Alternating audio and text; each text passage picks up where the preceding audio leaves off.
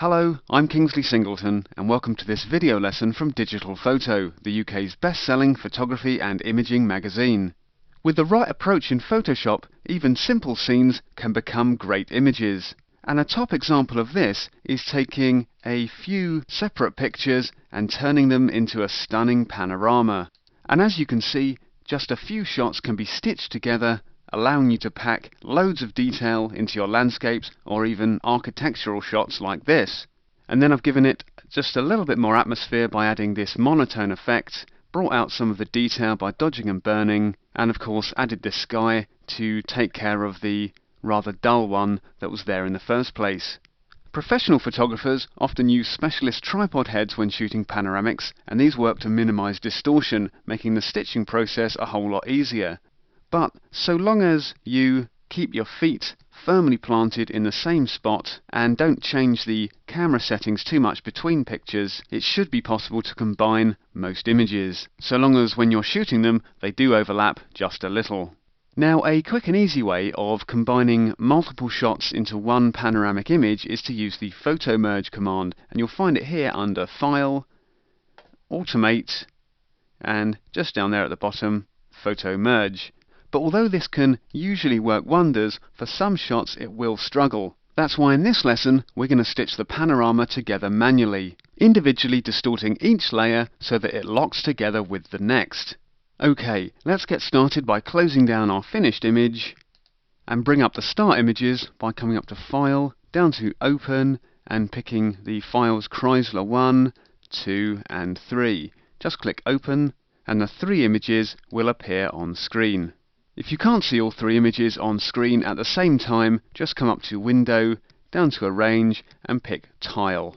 Now the next thing we need to do is just create the canvas on which we're going to stitch together our panorama. So just come up to File, down to New, and in here we're going to call it Chrysler, and we're going to give it a width of 40 centimeters, a height of 90 centimeters, set the resolution to 300 pixels per inch, and set the background contents to white.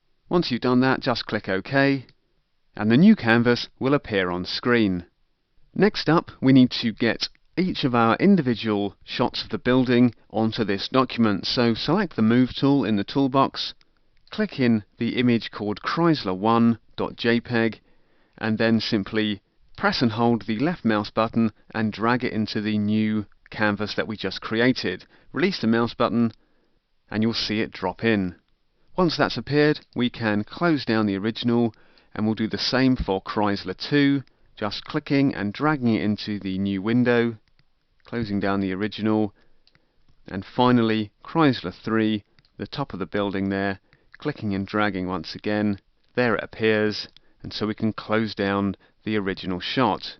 Now each of those images that we moved in here has appeared on a new layer, and you can see this by coming up to Window, down to Layers, or I'm just going to drag mine in from the side here, and this of course is our friend the Layers palette, and you'll see that on layer 3 here we have the top of the building, layer 2 we've got the middle, and on layer 1 we have the doorway at the bottom, and below all 3 the background layer, which is just filled with white.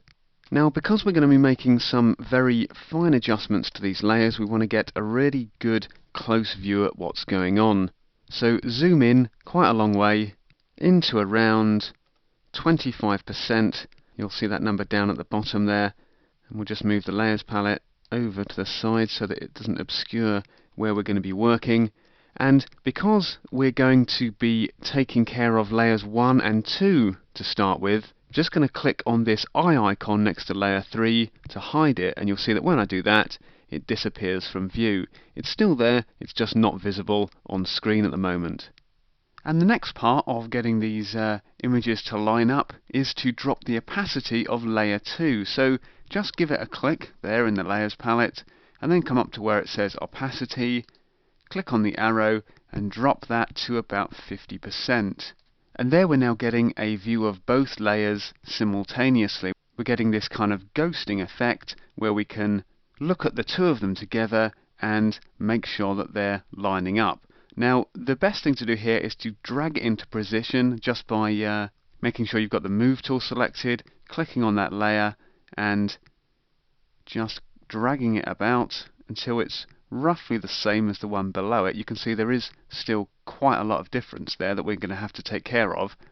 And to make this clicking and dragging process a little bit easier, just make sure that the Auto Select Layer box is unticked. This means that we have to select the layer we want to move in the Layers palette before clicking and dragging, rather than Photoshop guessing which one we want to move by the pixels that are under the pointer when you click.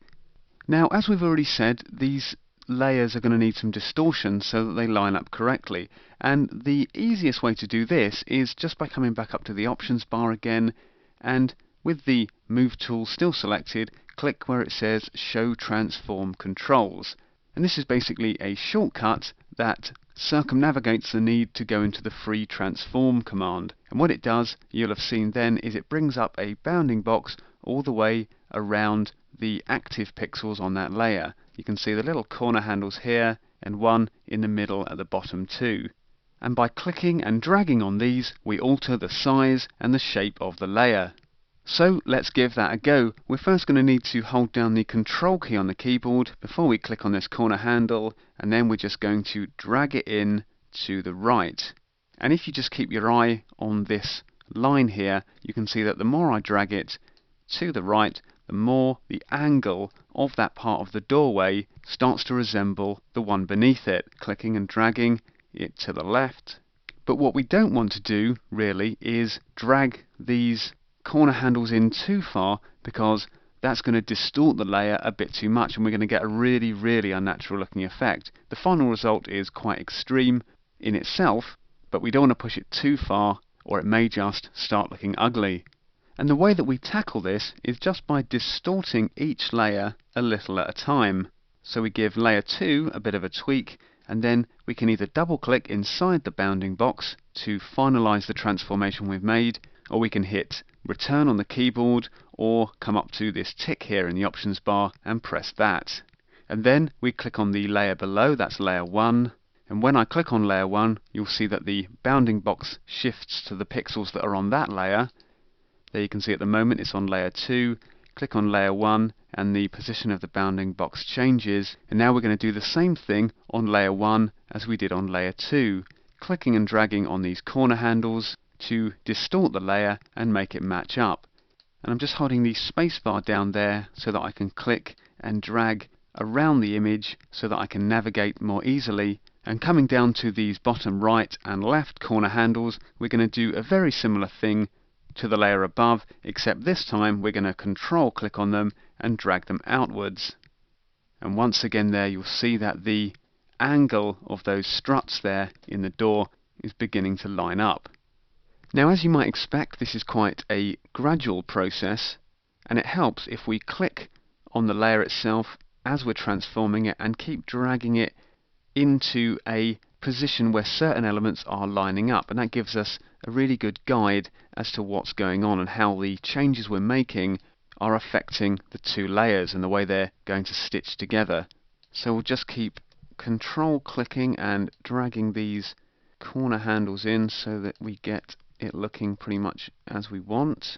But as you've probably realized by this point, it's quite a sort of an exacting process, and one that demands a little bit of time to be spent on it.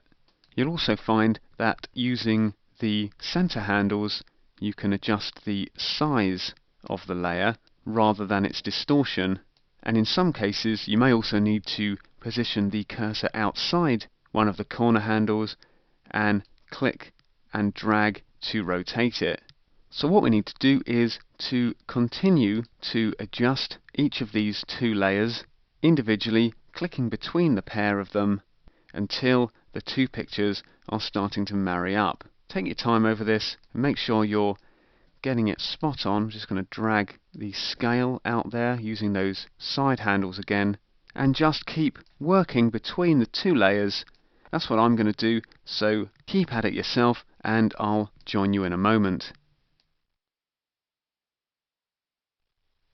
Okay, so we've managed to distort the two layers into something that's actually locking together now in this central part. just by clicking and dragging on the corner handles and the central handles. And if I just zoom in a little, you'll see that it's not a bad job. I'll just move it out of register there for a minute and then bring it back, and you can see it's kind of lining up okay. And the next thing we do once we're sort of reasonably happy with the join that we've got is just soften the edge between the two layers, just blending it in a little bit so that it looks a touch more natural. And the way we're going to do this is simply by using the eraser. So give that a click in the toolbox, set the brush size to around 50 pixels, make sure that it's got a nice soft edge which will give us the best possible blend between the two layers, set the opacity to 100%, and then making sure that we're on layer 2 and not layer 1, what we're going to do is just click on the image here and watch this line between the two layers. It's just going to disappear really nicely. So with just a couple of taps of the eraser, we can go from kind of a nasty hard edge to something that looks really natural. Keep working the eraser along the edge of the layer there, and we'll just keep softening that edge and bringing the two images into line. Don't erase too far up, or you may start to show some inconsistencies which can be apparent unless you spent a really long time blending the two layers together. You just want to take out that edge really, so that you've got a really nice realistic join. So we'll just kind of zoom out again, and there you can see it's working really nicely. And we'll just click back in the layers palette next to opacity and bring that back up to 100%, and looking at those two layers you'd really never know that they were shot separately. So the next thing we need to do is repeat the process on layer 3. We'll just click back on the move tool, click on layer 3 in the layers palette, and then click on the eye icon to make it reappear. Then, just like we did with layer 2, drop the opacity down to 50% so that we get this ghosting effect between the two layers. Drag it roughly into position, and then we can control click on these corner handles again and start dragging that layer around so that it starts to marry up with the one below. What we don't want to do in this case is make any changes to layer 2, because anything we do there is likely to affect the join between it and layer 1. So for this final layer, we're just going to concentrate on layer 3. So just keep working those adjustment handles, the corner handles and the central ones, tying up the image, and just like before, I'm going to leave you to do that, and I'll see you in a moment. Right, so here we are back working on the final layer, and as you can see I'm just sort of putting the finishing touches to the distortion there, just trying to marry up the top of that door frame so that we got a good kind of clear balance between the two layers. That's sort of looking okay. Don't worry too much about getting everything perfectly aligned, although if you do have a bit more time in your hands, that is an option. Just try and get part of it lined up, and then what we can do is we'll hit the tick to finalize the transformation we've made. We'll bring the opacity of layer 3 back up to 100%, and then we're going to pick the eraser tool and this time bring the diameter up to about 400 pixels, still with a nice soft edge, and then we're going to erase between the two layers, just actually taking off quite a lot more this time. But what I'm doing, you'll be able to see, is I'm working up the line of that archway there so that it forms a natural join between the two layers. I'm also just going to soften the edge of it ever so slightly there, and then if I zoom back to a full view again, you can see that our panoramic stitching is almost complete, and we've got a good realistic join between the three layers. And you'll see that if I just click between the three of them, turn them all off to start with. Layer 1 there, the doorway.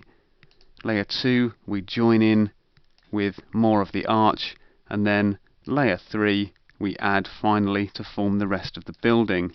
And they've come together really nicely.